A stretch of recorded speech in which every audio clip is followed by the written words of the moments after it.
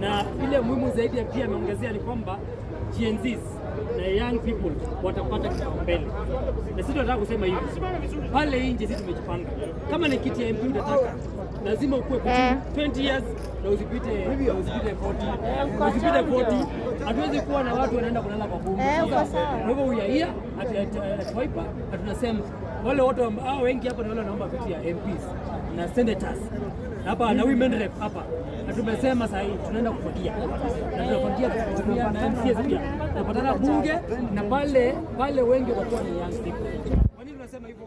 Generation ya Kenya 70%, more than 70% ni young people. Hatuwezi kuwa sisi ndio wengi lakini tunaongoza wale wachache, si kweli?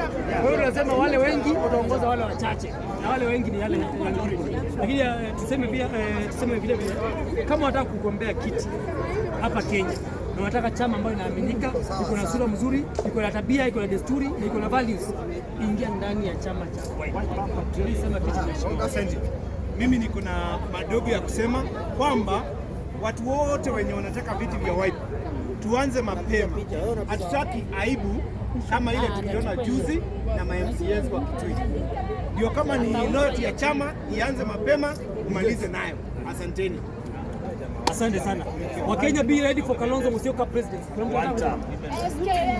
Tunasema one term. One term.